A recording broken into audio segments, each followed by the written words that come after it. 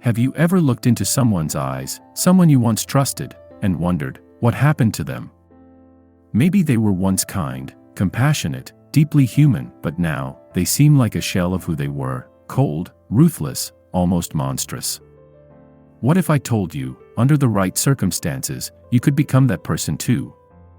This isn't fiction. It's a psychological reality. And it happens more often than we dare to admit. This video uncovers the haunting truth behind why good people, people like you, me, and our heroes, can descend into darkness.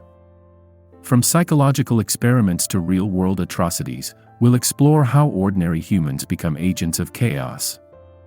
This is the Lucifer Effect, a phenomenon that rewrites everything we thought we knew about morality. Stick around till the end, because you won't just learn how this happens, but why it matters more than ever today. And if you love philosophy, history, and deep human truths, subscribe now and become part of our thinking tribe.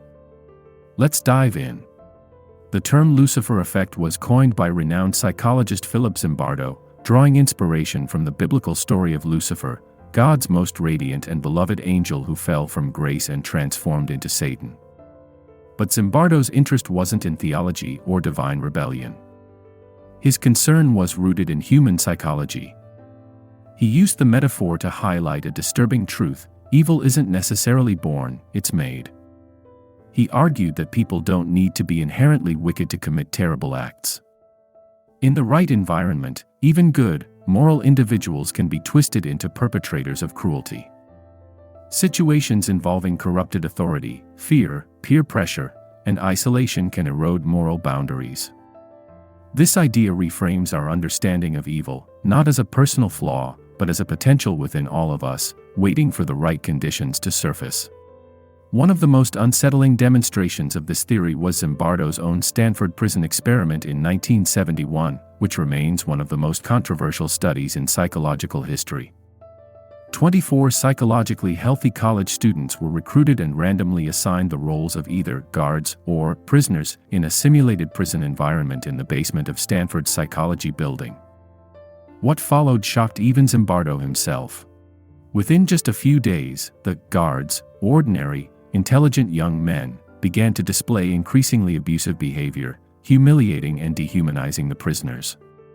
The prisoners, in turn, suffered emotional distress, with some breaking down completely. The roleplay, intended to last 2 weeks, was cut short after 6 days due to the extreme psychological toll it took.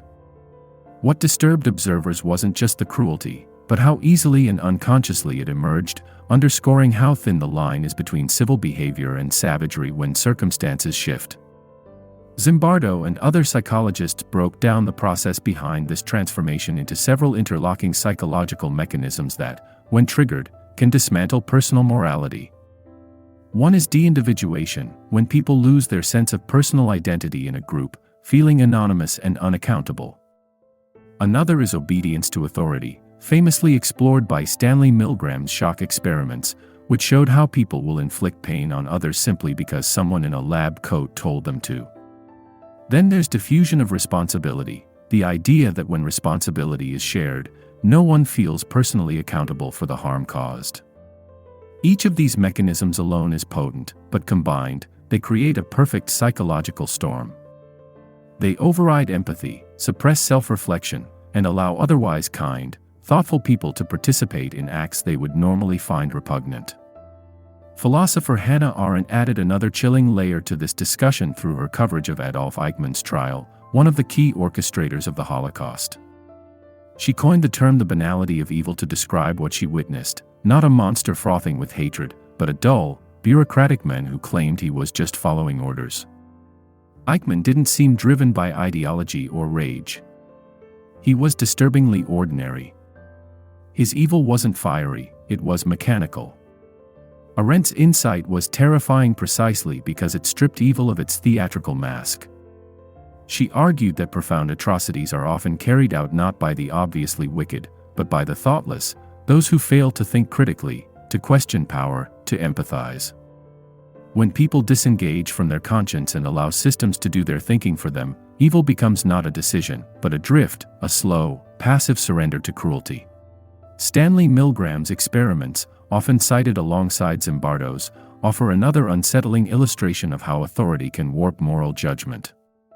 In his study, participants were instructed to administer increasingly severe electric shocks to another person whenever they answered a question incorrectly. The shocked individual was actually an actor, but the participants didn't know that. Despite hearing screams of pain and pleas for mercy, many of them continued with the shocks simply because an authoritative figure in a lab coat told them to. Some participants trembled, sweated, even wept, but they didn't stop. Milgram concluded that under the right circumstances, ordinary people will commit extraordinary harm if they believe an institution legitimizes it. The lesson was stark: the capacity for cruelty is not a rare trait, but a common one, lurking behind social conditioning and situational cues. Even ancient philosophy grappled with the fragility of virtue. In Plato's Republic, the myth of the ring of Gyges tells of a shepherd who discovers a ring that renders him invisible. Freed from consequences, he uses it to murder the king and seize power. Plato poses a provocative question: would anyone remain moral if they were truly unaccountable? The story forces us to confront the unsettling idea that morality may often be upheld not by internal virtue, but by fear of exposure and punishment. It suggests that the real test of character comes when no one is watching, when power is unchecked and consequences vanish. The Gyges myth remains deeply relevant today, especially in an age of anonymity online and unregulated authority offline. History, too, provides stark reminders of how quickly noble ideals can be consumed by darker impulses. Take Lucius Cornelius Sulla, the Roman general once celebrated for his bravery and loyalty to the Republic. As political turmoil rocked Rome, Sulla declared himself dictator without a term limit, unleashing a reign of terror through proscriptions, public death lists that sanctioned the killing and plundering of supposed enemies. Thousands were executed, their property seized, families destroyed. Sulla believed he was restoring order and virtue to Rome. But that belief itself became dangerous, justifying tyranny and bloodshed in the name of justice. His story is a reminder that even those who start with righteous intentions can be devoured by power if their vision goes unchecked and their actions unchallenged. The core question, then, isn't just about individual morality, but about systems. What kinds of environments allow cruelty to flourish? Whether in oppressive regimes, corporate hierarchies that reward ruthlessness, or families ruled by fear, systems often shape the behavior of those within them. Toxic environments normalize cruelty, incentivize conformity, and punish empathy. Over time, these systems create echo chambers where harmful behavior is not only tolerated but encouraged. It's not that evil needs to be imported into these spaces, it emerges naturally when the conditions are right. Like rot in bad soil, all it takes is pressure and time. Psychologist Carl Jung took this further by introducing the idea of the shadow self, the hidden, often repressed part of the psyche where our darkest impulses reside. Jung warned that ignoring this inner darkness only gives it more power. Until you make the unconscious conscious, he wrote, it will direct your life, and you will call it fate. In other words, those who deny their potential for cruelty are often the ones most easily overtaken by it when circumstances push them. Jung's insight wasn't a moral condemnation, it was a psychological roadmap. Confronting the shadow, understanding it, and integrating it is essential for real self-awareness. Without this inner reckoning, people remain dangerously unaware of what they're capable of under pressure or power. In Sufi mysticism, there's a closely related concept known as nafs, the lower self or ego that drives pride, jealousy, anger, and selfishness. Thinkers like Rumi and Al-Ghazali saw the nafs as the root of all moral failure. They didn't call for its destruction, but for its discipline. Through spiritual practice, reflection, humility, fasting, prayer, they believed the nafs could be subdued. Otherwise, even a devout person could become arrogant, harsh, and corrupt. In this tradition, the enemy isn't just external, it's the ego unchecked.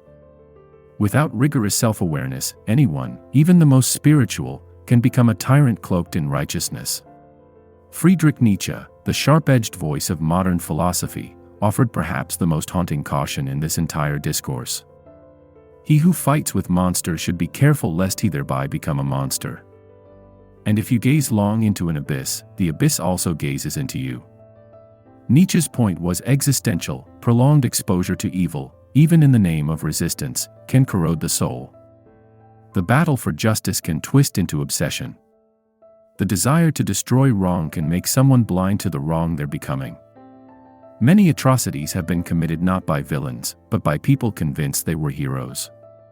The corruption isn't immediate, it's slow, incremental, and often invisible until it's too late. Across spiritual traditions, from the teachings of Christ to the meditations of the Buddha, the message remains consistent: the real struggle is inward. It's against pride, fear, anger, and delusion. In Christianity, Lucifer fell not because he hated good, but because he loved himself too much. In Buddhism, suffering and cruelty stem from the ego's attachments and cravings. The lesson is sobering: even noble intentions can become dangerous when warped by pride or unchecked emotion. The seeds of evil often don't look like evil at first, they look like certainty, purpose, conviction. But over time, those seeds grow into cruelty, especially when watered by systems that encourage them and left unchecked by a failure to reflect. In today's world, we see this too. Whistleblowers in corporate and military institutions reveal how seemingly normal environments cover up abuse, fraud, even murder. Soldiers who once enlisted to protect end up committing war crimes. Police meant to serve the public abuse their power. Teachers bully students. Priests exploit. These aren't exceptions. They're patterns. French philosopher Gustave Le Bon wrote in The Crowd that individuals in a crowd lose personal responsibility and adopt a collective mindset. This mob psychology was behind the Rwandan genocide, Nazi rallies, even internet hate mobs today. A good person can become part of a monstrous movement just by blending in. The takeaway: morality is not a fixed trait. It's fragile, context-sensitive, and easily manipulated. We need vigilant self-awareness and strong societal safeguards. Without them, the slope from good citizen to complicit actor is terrifyingly short.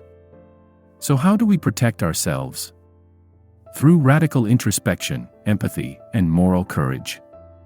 By confronting our shadow, resisting blind authority, questioning groupthink, and remembering that real strength lies in compassion, not dominance. The Lucifer Effect is not just a psychological theory. It's a mirror. A warning. A challenge. In the right, or wrong, situation, any of us could fall. But that awareness can empower us to resist. To stand up. To not become what we hate. In the end, the question isn't are they evil? It's could I be? The greatest safeguard against becoming a monster is knowing that you could. This is the Beyond the Surface channel. If this video moved you, made you think, or gave you a new lens to see the world, please like, share, and subscribe. There's a lot more truth to uncover, and we're just getting started. Thank you for watching.